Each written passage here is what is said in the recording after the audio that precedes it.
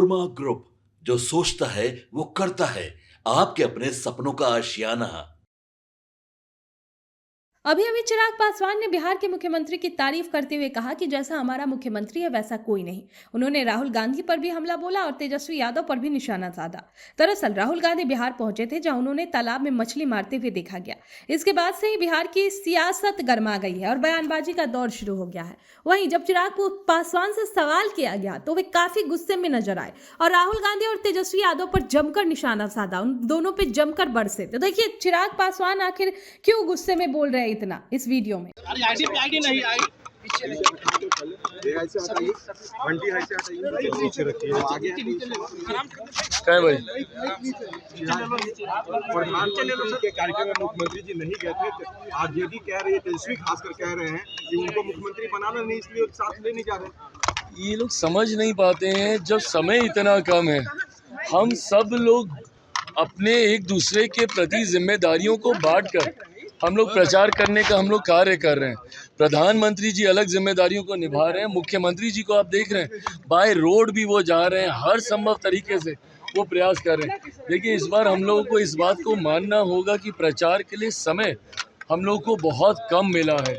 जहाँ एक तरफ बीच में त्यौहार आ गए, दिवाली, छठ की अगर हम बात करें तो नहाए खाए से लेके जो उगते सूरज को अर्घ देने तक का दिन था, लगभग वो 4 दिन ना के बराबर प्रचार हुआ। उसके बाद प्रकृति ने जिस तरीके से इतनी भारी वर्षा और जिस तरीके से मौसम खराब हुआ, 2 दिन उसकी वजह से प्रचार स्थगित हुआ। जिस तरीके से हम लोग कर सकते थे बाय रोड ही हम लोगों ने किया, बट हम लोगों ने तो कम से कम बाय रोड किया भी। मुख्यमंत्री जी देखिए 250-300 किलोमीटर बाय रोड गए, 2 दिन हम बाय रोड गए। महागठबंधन का कौन से ऐसे नेता हैं जिन्होंने बाय रोड भी जाकर प्रचार करना संभव समझा हो? तो ऐसे में एनडीए ने जिम्मेदारियों को बांटकर हर मंच पे अगर पांचों दल एक ही साथ एक ही जगह पे रहेंगे तो उसका जो मैक्सिमम यूटिलाइजेशन है लीडरशिप क्वालिटीज़ का, जो कि अलग अलग दलों के नेताओं के पास है, वो हम लोग नहीं कर पाएंगे। और इसीलिए ये एक सोची समझी रणनीति के तहत है। ये पहले ही डे 1 हम लोगों ने डिसाइड कर लिया था कि पहली सभा में पांचों दल हम लोग एक साथ होंगे और जब प्रचार समाप्ति पर होगा 8-9 तारीख के आसपास फिर एक और मंच पर हम सब लोग एक साथ होंगे और इस दौरान हम लोग अलग अलग जिम्मेदारियां निभाएंगे। ये भी कह रहे हैं कि प्रधानमंत्री पास कोई काम नहीं है, 4-4 महीने से आकर यहाँ कैंप किए हो। क्या बिहार ही सबसे बड़ा इंपॉर्टेंट जगह है देश के प्रधानमंत्री के लिए? क्या कहना चाह रहे हैं भाई, क्या कहना चाह रहे हैं? हार से आप इतने निराश हो गए? ये बात आप बिहार की जनता को आप कह रहे हैं कि प्रधानमंत्री के पास कोई काम नहीं है और बार बार बिहार आ रहे हैं और कैंप कर रहे हैं? अरे प्रभु, प्रधानमंत्री बिहार आ रहे हैं, आप समझ रहे हैं बिहारियों के लिए कितनी बड़ी बात है? आपको तो खुश होना चाहिए नेता प्रतिपक्ष होने के नाते कि मेरे प्रधानमंत्री बार बार बिहार आ रहे हैं।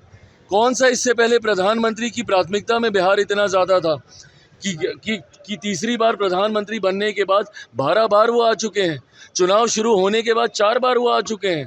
ऐसे में दर्शाता है कि मेरे प्रधानमंत्री की प्राथमिकता में बिहार है और ये हम बिहारियों के लिए गर्व की बात है। ऐसे में नेता प्रतिपक्ष का ये कहना कि उनके पास कोई काम नहीं और बार बार बिहार आ रहे हैं, भाई आपको तो खुश होना चाहिए। आपको तो इस बात को लेकर और ज़्यादा उत्साहित होना चाहिए कि भाई प्रधानमंत्री बार बार आ रहे हैं जिसका लाभ हो रहा है।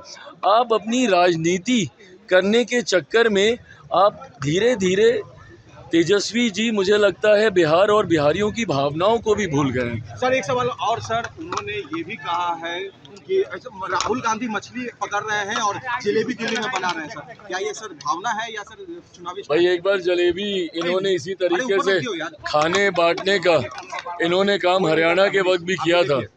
उस वक्त क्या हो गया था? देखिए महागठबंधन के नेताओं को ना जलेबी राज आती है ना मछली राज आ रही है। इन लोगों ने चुनाव के वक्त भी, हरियाणा के चुनाव में जलेबी राहुल जी ने उस वक्त भी बांटी थी, क्या परिणाम रहे? और लोकसभा के चुनाव के वक्त नवरात्रों में जब तेजस्वी जी और उनके साथी सैनी साहब जब मछली खाते हुए दिखे थे, उस वक्त भी वो कांटा उनके गले में फंसा था। एक बार फिर ये जलेबी और मछली को लेकर महागठबंधन सामने आया है। हर्ष वैसा ही होगा जैसा हरियाणा में हुआ था और लोकसभा चुनाव में हुआ था। आपके सपनों को हमने सजाया है, ई होम्स पैनोरामा को हमने बनाया है। ई होम्स मेरा एक सपना था जिस पे मैं पिछले 4 साल से काम कर रहा था।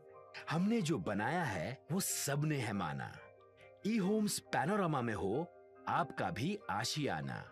और फाइनली हमने 2021 में इस प्रोजेक्ट को लॉन्च किया। बहुत लोग अप्रिशिएट कर रहे हैं कि पूर्णिया जैसे शहर में बिहार के, एक तो बिहार की बात करें उसमें भी पूर्णिया जैसे छोटे जगह में इस तरह का लाइफस्टाइल देना, ये सुन के हम लोगों को बहुत अच्छा लगता है। ई होम्स में हमने कुछ और भी किया है, जैसे हम जिस जगह में रह रहे हैं हमारे फैमिली सिक्योर हो, उनको सिक्योरिटी का ध्यान में रखा है। आपकी सुविधा और सुरक्षा आपके लिए खास है, ये आपका विश्वास है। इसमें आर्टिफिशियल इंटेलिजेंस का 7 लेयर सिक्योरिटी का हमने इस्तेमाल किया है। लस ग्रीन कैंपस को बनाया है, यदि हमारा बाउंड्री वाल है तो वो वर्टिकल गार्डन है। ये जितनी भी फैसिलिटी होता है एक इंटरनेशनल टाउनशिप में ई होम्स है, ये हम लोग विश्वास नहीं कर पा रहे हैं। जो भी हमारे मित्र दोस्त या जो भी हमारे बाहर के बाहर आते हैं तो हम लोगों को बहुत अच्छा सुनने को मिलता है और बहुत अच्छा क्रेडिट मिल रहा है। वो सारा हमने सिर्फ एक बिल्डिंग नहीं बनाया, हमें एक बहुत अच्छा लाइफस्टाइल दिया ई होम्स में, और मेरा एक सपना था जिसको मैं आज फुलफिल होते हुए देख रहा हूँ। ये आपका आवास है। ई होम्स पैनोरामा में अब आपका निवास है। E Homes Panorama, luxurious lifestyle redefined. Panorama group, जो सोचता है वो करता है।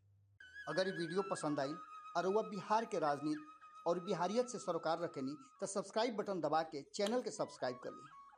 ओजे एगो घंटी बा, ओकरा बटन दबा देला से कुल सटीक और मारक खबर रुआ मुफ्त में मिल जाई। अगर रुआ पत्रकारिता के हमनी के नया प्रयोग में सहयोग कर चाहतानी तो ज्वाइन बटन दबा दी।